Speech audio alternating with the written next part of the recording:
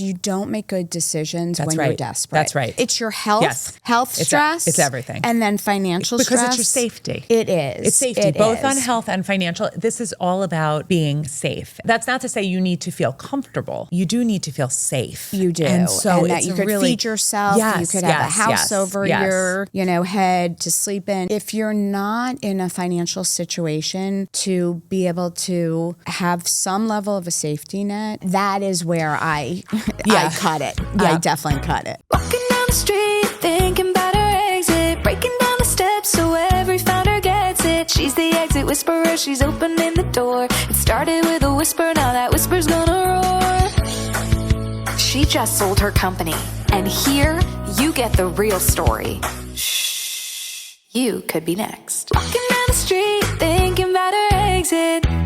Hey everyone, it's me, Carrie Kerpen, back with another episode of The Exit Whisperer. For those of you who are watching on video, you will see that I am in Likeable Studios. That's right, Likeable, the business that I built and sold. I am back here recording, and I am in the middle of a studio build out. So for those of you who are watching on video, you just see a garish pop of pink behind me. And stay tuned as I build this out and start to do this podcast in person, because I think in-person interviews really uncover a lot of depth. And that is certainly true with my next guest. Caren Sinclair Kay has sold multiple businesses and advised and served as president and leader on several others. You can read all about her in the show notes. She's amazing. But one of the things that I love about Caren is that she really shares openly and transparently, not just about her life experiences, but about her deals. In fact, she's going to tell you what actually goes into an equity-only deal where no cash is exchanged. And I think that's something that's really, really important for my listeners to know, because a lot of deals happen with no cash exchanged, more than you think. And that's interesting for you guys, both on the sell side, right? Is to know you're not alone if you're thinking about building something and selling, but maybe you never reached the traction that you thought you would, or maybe, there are no buyers in your space that are willing to do that. But also, if you're looking to grow your business through acquisition, it's another way to think about it. Most of us think, oh, we don't have the capital to do that. We don't have the money to do that. A lot of times, it's easier than you think, because a lot of people are open to a lot more types of deals than you think. And so I'm really excited for you to listen to Caren today. She shares openly about her deals. She shares openly about her upbringing, and she shares openly about her truly being able to separate what people think of her from who she authentically is. Here's Caren. Caren, I am so happy to have you here today. I'm thrilled to be here with you, Carrie. You have so many pearls of wisdom. I've had the wonderful pleasure of getting to know you over some great dinners and time together.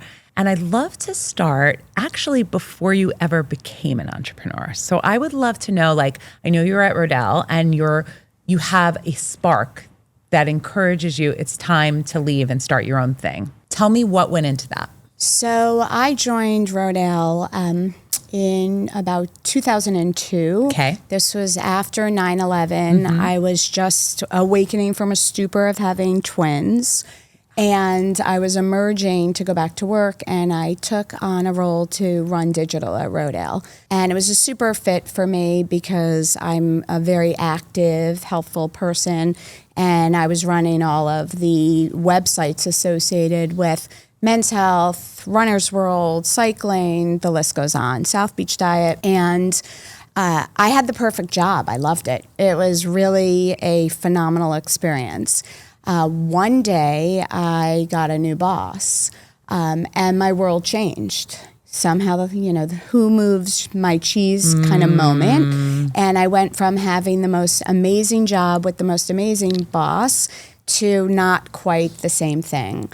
So I always knew that I wanted to be an entrepreneur. It was something that I studied entrepreneurship in business school. I wrote business plans. It was really in the back of my head. And we were doing something at Rodale which I saw was particularly unique from a publishing perspective, which is we would take these one-to-many brands like a Men's Health or Runner's World or Abs Diet, etc., and turn them into online personalized programs. Oh. So pre-machine learning, pre-AI, we would create these algorithms where we would input what your goals were, whether it was running a marathon or losing 20 pounds or strength training, and we created these digital programs that were personalized one-to-one programs. And I looked around at our competitive set in the publishing world, and no one was doing anything similar. Right. And I turned to a guy that worked for me at the time, running the subscription aspect of our business, and I said, literally in a meeting, I wrote on a card and passed it to him. And I said, would you ever consider starting your own business? And he basically said yes. And that became the wheels of us starting what was Red Jam Media. Now, you just said something very interesting to me. Well, you said a lot of interesting things, but you were just coming off of having twins also, and you're jumping into this entrepreneurial venture. And I know that we've talked a little bit about what it takes to be an entrepreneur. What's some of the characteristics that you think that you had? What was it within you that allowed you to take that jump? I had a lot of confidence in myself and feeling as though I had put in all the work. When I graduated business school, I started as a management consultant, but then I quickly saw what was happening in the world of digital and .com 1.0. And I quickly left consulting to join a startup. So, and that became another start. Then I went to another startup, and then I ended up at Rodale. So I knew startup life very, very well, having done 2 startups, not my own, but other people's startups. So I knew what it took. I had tremendous confidence. And most importantly, I was pretty risk averse. I felt as though, what is the worst thing that happens? It fails. And I knew I could always get a job. I knew I could always, continue something else. I just felt a lot of conviction that I could do it. And in turning to my partner, I felt like I had very complementary skill set in him, so we could tackle this, and that there was white space. Okay, so you launch and you build this product. I assume he's more of the builder, you're more of the business person in that arrangement? Yes, he was definitely more product technical, and I was more very focused on marketing, go-to-market, scale, etc. Okay, and one thing I know about you is in both businesses that we're going to talk about today that you sold, it was a very fast track from start to exit. Talk to me about what goes on with, it was Red Jam, yes? This is Red Jam? Okay, tell me about, so you launched Red Jam, and then how soon after were you acquired? It was 2 years. Oh, okay, tell me this journey. Quick. Give me this journey. So the very first thing we needed to do was partner with publishers to get to sublicense the digital rights for these offline brands. So the journey really started very much in business development world, where we identified and targeted the publications, the assets we thought had legs in terms of sublicensing those important assets that we felt would turn themselves into, or we could turn into, these great digital programs. So we were talking to HarperCollins and Simon and Schuster, all the typical, suspects. Yes. And we ended up doing our very first deal with Workman Publishing for Younger Next Year. Okay. And it's funny because people weren't talking about longevity and health span or anything.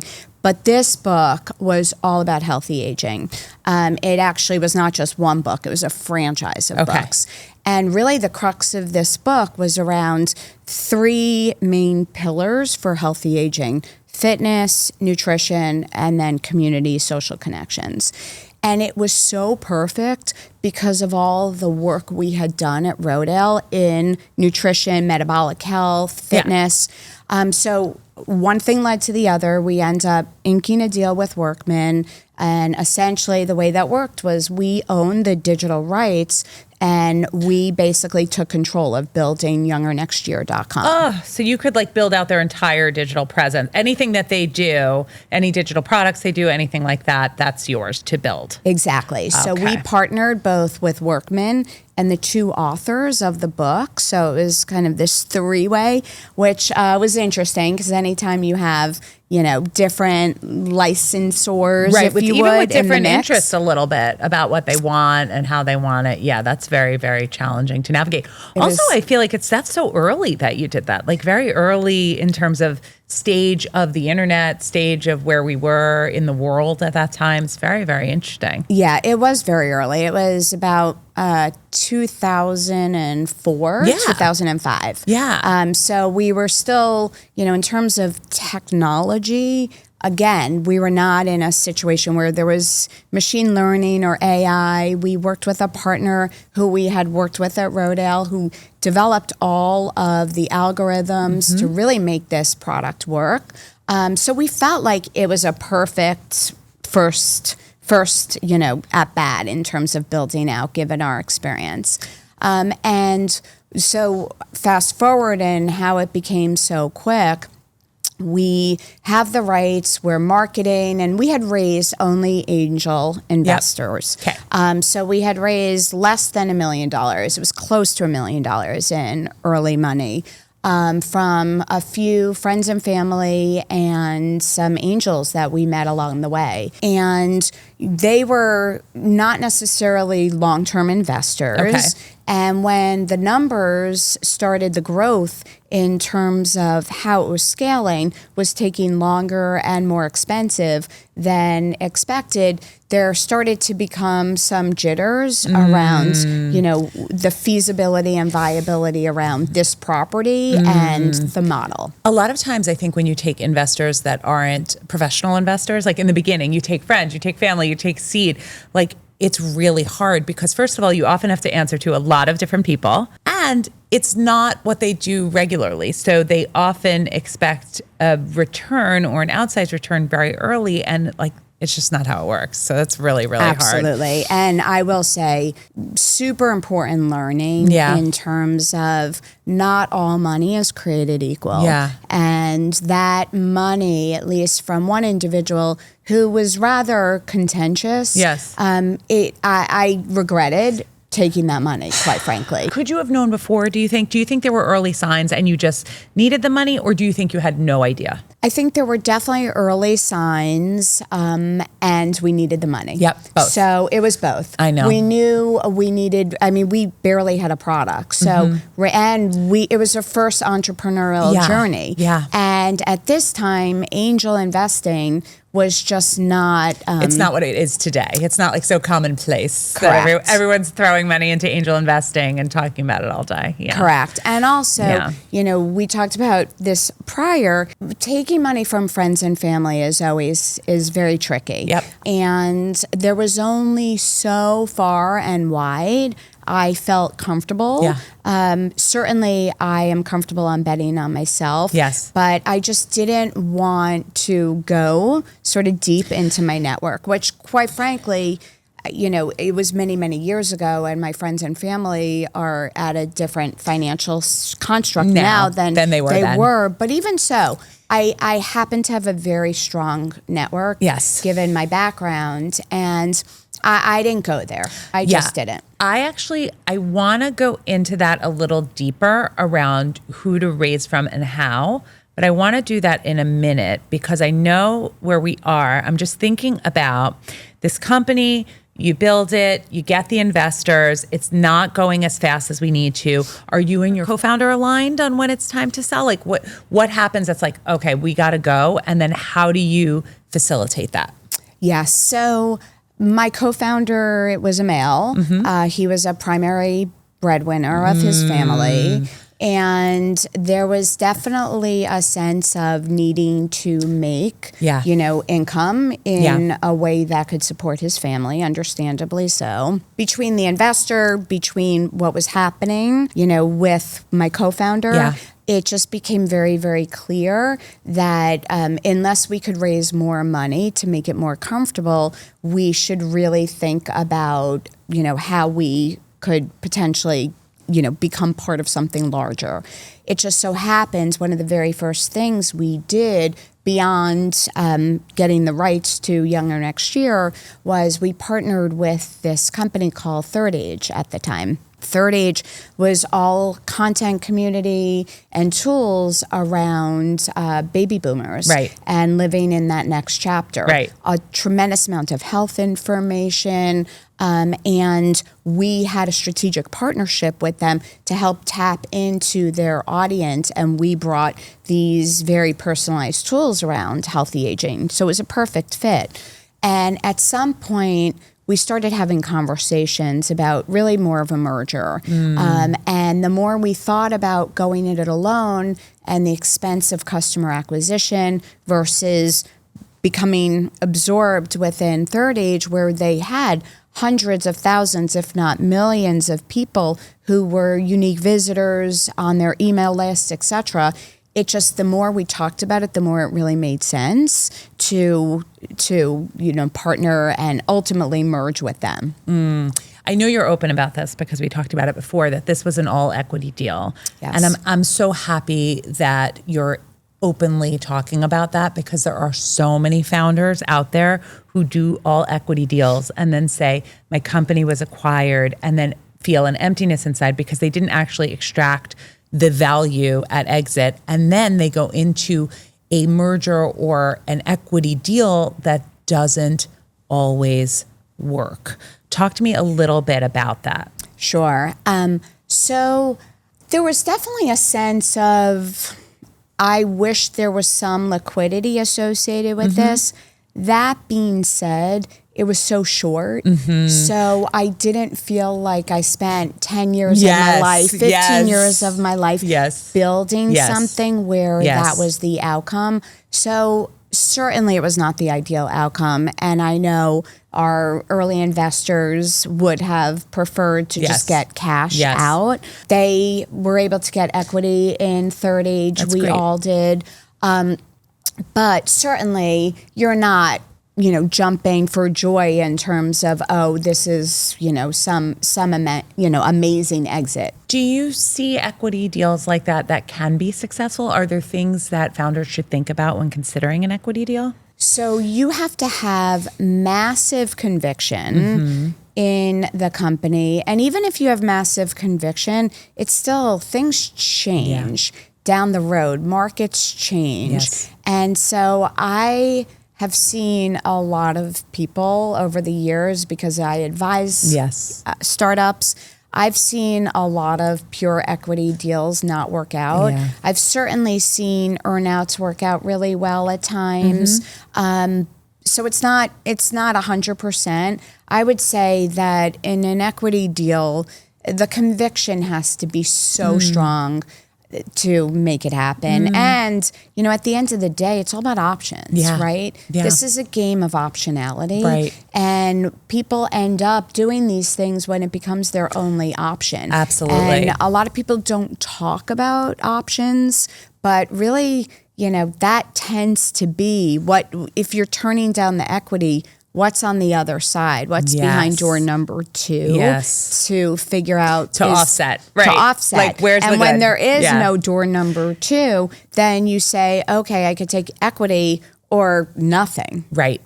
I think it's really important to weigh the conviction that you have and the time that we're in, like what's changing and at what pace and what could happen with the company, and both ends are really, really important. So I love that you talked about that.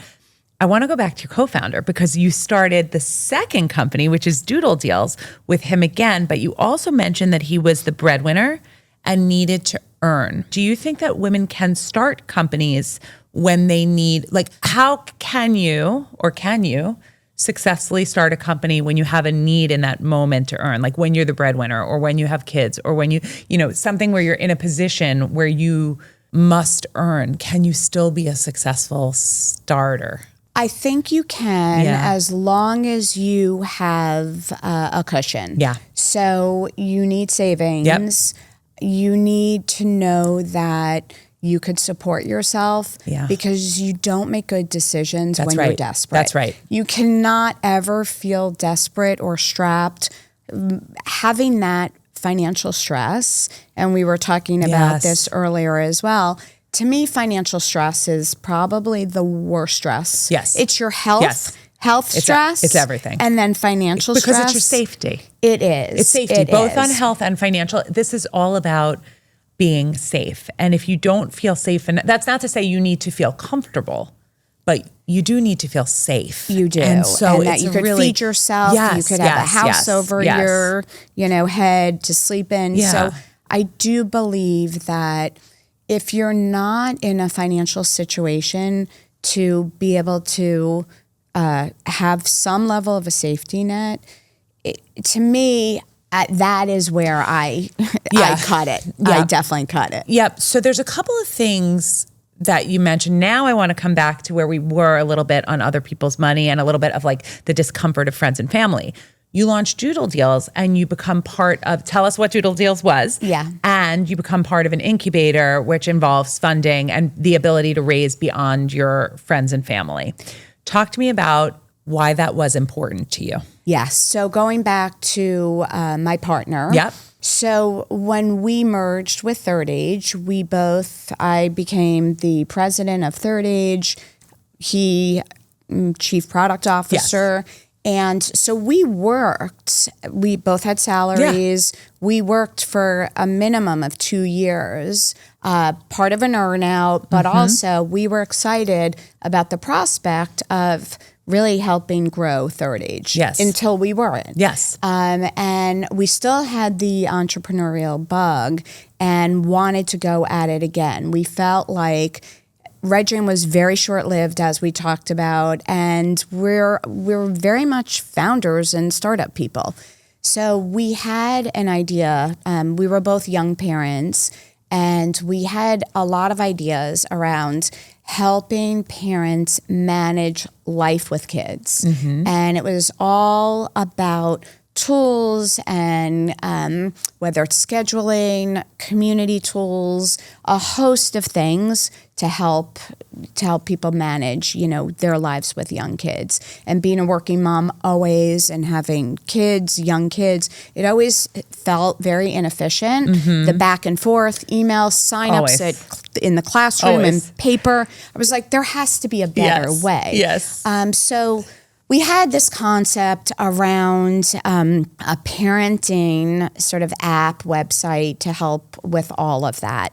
And we started meeting with different incubators and potential investors, just people to talk about the concept. Yeah. And a mutual friend introduced us to a incubator at the time called Launch Time. And it was a bunch of former entrepreneurs and startup folks from a company called Community Connect, which was an online community. Anyway, they were looking at incubating a bunch of businesses. They were looking at the parenting space. They were studying Groupon and Living Social. Of course, this was the era of that. Yes, yes. And sort of through many conversations with the team, we ended up, instead of our initial idea, aligning around the discovery and curation of all things that you need for your kids. Right. And we formed a partnership with them. They were we were getting incubated around, it was called Doodle Deals, around this concept, and we were off to the races. Okay, how much did you raise for this when you did it? So at first, it was less that we raised any money initially. It was more that Launch Time was paying for us to get to MVP and to get the product out.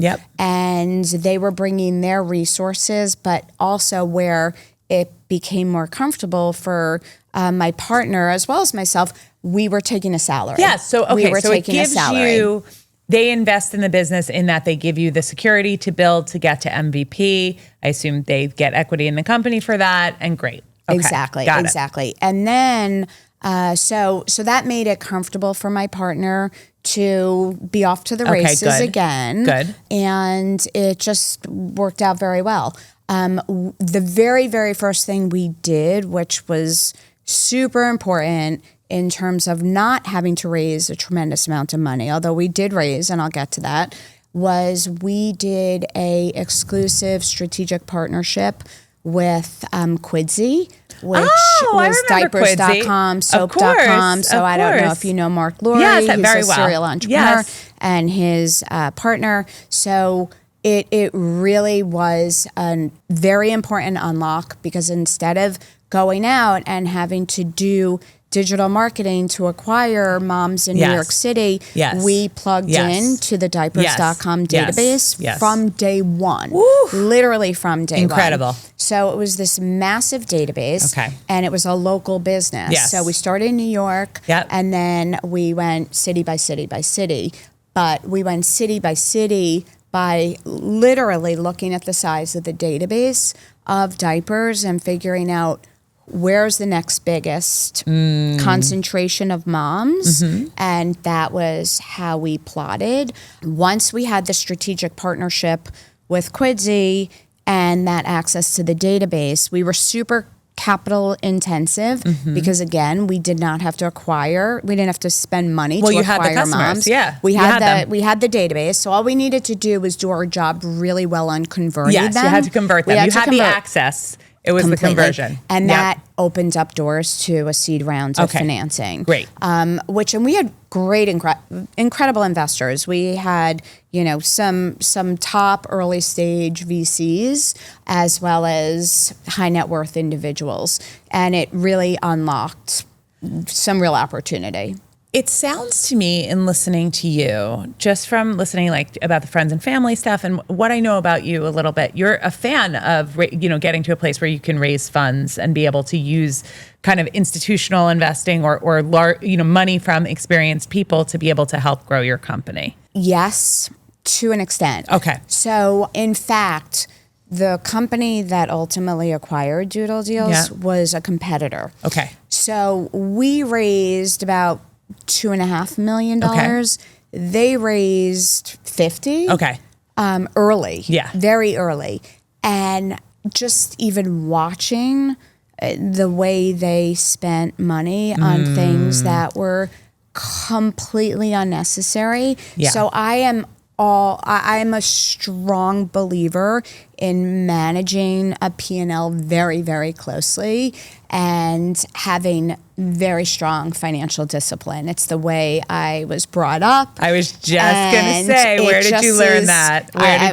From my mom. And I'll get back there. But I do think what tends to happen when people raise a ton of money is they lose sight of that financial discipline. They do. And money's not well spent. 100%. Money is not well spent, and it ends up biting you in the ass. Because if you raise all that money and you're not growing at the level that you need to, it all catches up because the exit becomes harder. You get diluted in raising the money, and it all falls apart. So it sounds like fan of raising, but be smart about what you do with that money once you have it. And how much you need. And only raise what you need. I know you were adamant about making sure that you didn't overextend yourself personally with these risks, correct? Like when you were investing in building, you did not want to say, okay, I'm going to take every dollar I have and invest in this. You protected your own personal assets, corrut? Absolutely. Yeah, and I think that's important. You hear stories all the time about, credit card debt, and someone puts, all their savings. And to me, that is super stressful. Yes. Yeah. Because we talked about it, like how financial stressors just can really be debilitating in a scary way. Okay. So you raise $2 million, you go to this company that raised $50 million within 18 months of from incubation to exit. How does that come to be, and how did you come to that decision? So what ended up happening is, as we expanded market by market by market, we started bumping into Plum District was the company. So we started in New York. They started in the Bay Area. Okay. And the more west we went, then the more east they went. Right. It was like it was trains colliding. Yeah. It became a land grab, and it was one of these things that it just became harder to get, to work with the merchants to get the terms. We were like duking it out. Yeah. Plus they raised 25 times more than you did. So they had a lot of funds to do that. Yes. That's tough. And so my business partner, not the original, but through the incubator, he was always a really big fan of talking to competition. Yes. And he, not only did he have doodle deals, but he also was launching with another entrepreneur a Korean-based version of Groupon called Coupang, interestingly enough, which you've heard of. Yes. And so he was seeing the landscape happening with Groupon and Living Social and everything that was happening there. And quite frankly, at some point we talked to Groupon about that's Groupon what I would think would acquiring be us. the natural. We talked to all of them. Yes. Because he was big again on let's just talk to everybody in the space because there will be a consolidation. Right. There's too many players in this market. Yes. There will be a consolidation. And we don't want to be, quote, the last man standing without, being sort of on this dance floor. Yes. So through that process of starting to just have conversations, Plum District really said to us, we want your partnerships because we didn't just have Quidsy. Right. We had Time Out. We had a few exclusive partnerships. They loved what we had there and we loved their scale. And we said, again, we think instead of duking this out, 1 + 1 will be the dominant. Yes. Will be the dominant force because it was basically like the number 1 and number 2. So if you combining. came together, then you would be stronger than anyone else. Exactly. And what we were also starting to see was Groupon and Living Social was starting to see, the personalization associated with going after moms who are the primary, they own the wallets and they're spending so much. Yes. We're going to start doing more of that. Yes. So it just became, we looked down 5 years and we were worried about what this space was going to look like. So we said, instead of taking the risk of going it alone and knowing that we would have had to have raised a ton more money, we basically merged with them, or we didn't merge with them. They acquired us as part of the acquisition of us and another company. Okay, so you get acquired. Is there anything that you really learned from that exit that you want to share with the audience? Any major learning from that time in your life? I would say, again, around decision making and when you're making decisions with strong partners. It took me, because I had such a quick exit in my prior, I was resistant. Yeah. I would have spent more time sort of duking it out. I felt like, oh my God, it's happening so quickly. Well, you really had traction here. This you had like such, I see it. I like feel it. And I feel the two from the West Coast and the East Coast coming together in that way. Like that's, I could really see it. So so I think I did it a little bit more kicking and screaming. Then it wouldn't have been what I chose had I been a single governance person at the table. So again, I think having partners is really, really helpful in so many ways, but there can be tensions associated with, when you're at key moments, you're not always aligned and working through that. How do you choose the right partner? I get this question all the time. My first partner in business was my husband. So that was like pretty easy, but it had its own set of complications. My next business, I waited and like kind of tested a little. I started on my own and then found like the person that I had really no red flags about. But I'm curious for you, when picking a co-founder or a partner to engage with, what do you look for? So number one, you have to have alignment around values. I would say that is the absolute most important thing because things get hard. Yes. Always. Yes. And how your values align are make or break in terms of whether truly something is going to work. Yes. So that's sort of the first level. The second is you need to have complementary skills. There's no point in having a partner if you're good at the exact same things and you're stepping on each other's toes. So having complementary skills is uber important. I think having worked together in the past Really and good. knowing you work well together is really important. Yeah. I was Really terrified important. for this business, and I was all about like try before you buy. Like I need to work with you for a year at least to really feel like I know what it's like in the trenches with you. Yeah. I think that's so important. It's critical. It's so critical important. because there's some small things that come up that if you just don't know habits Yeah. and personality beyond values, just how people deal under stress, Yeah. how people deal when things go wrong, just all of it, Yeah. all of it. Yeah. So I would say those are probably my top three is values, complementary skills, and then just having Prior worked together, relationship. prior Not new. relationship, not new. Not new. Not new. I would Yeah. never partner in to start something Yeah, because new even when you with started someone with new. when you passed him the note, it was like you had worked with him already. So Yeah. you knew.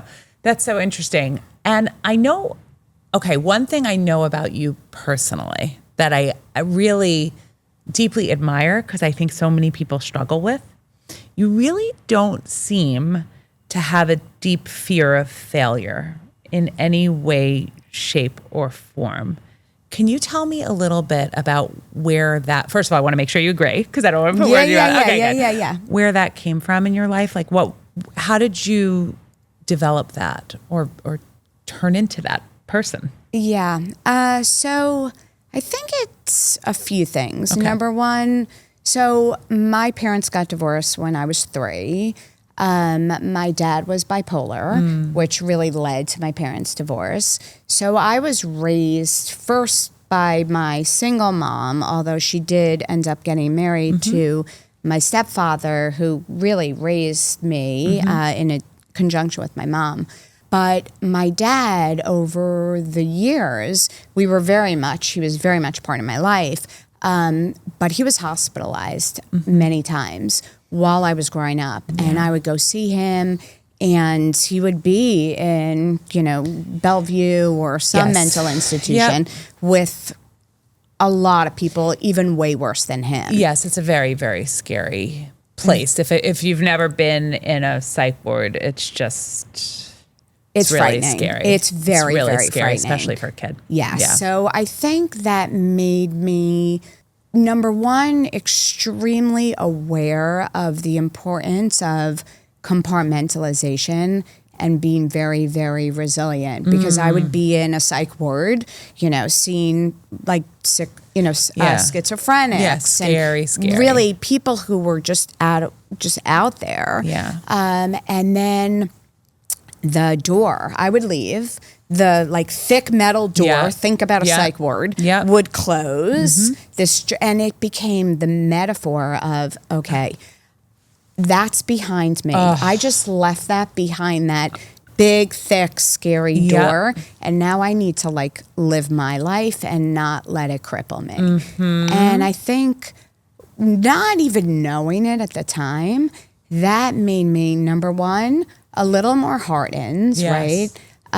Very resilient. Yes. And very much, okay, that's that, this is this, and I can't let that define this. By the way, that ties also with your personal money and the the business money, and making sure that and the personal risk money and keeping that in a different place. It's all compartmentalized. Like I see every piece of what you do is able to be in these areas. And then I would assume if one doesn't work out and something doesn't go, it doesn't then cripple the rest of your existence.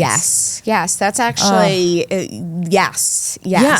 No one has actually said it in that way, but yeah, it's like, okay, so my personal that's this. wealth is this. Yes. And then there's just going to be business here, and I'm going to invest in it in a way that feels comfortable for this. Totally. But it's not going to impact the person. Because I'm going to be compartmentalized and I'm going to have doors. And I totally not only see that, but think it is such a useful analogy for women who get so entrenched and enmeshed, even in their identities of like the business, the personal, like it, all one thing. I think the idea and the ability to compartmentalize is what allows you to have that kind of demeanor and like who you are and just knowing you. It's really, really an interesting insight. Wow.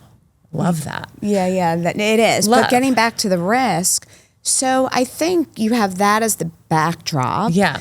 And I've never been someone who really, this doesn't sound right, but I'm not super affected by like perception. Yeah. I am who I am. Yep. Like you never were? Even like you were not affected by perception as a 20-something? I mean, I don't really ever think that I was the person who like really stressed about what other people thought. I've always been Caren. very much like, this is who I am. What a gift. I'm super transparent. Oh. If you speak to anyone in my life, they'll say, I always know what Caren's thinking because it's there. Yeah. It's hard to hide. Yeah, no poker face. I just am who I am and I'm comfortable with that. And so if I were to fail in a business, I'm comfortable with that. You're comfortable to say it. You don't need to hide it. It didn't work. Right. Like I tried it.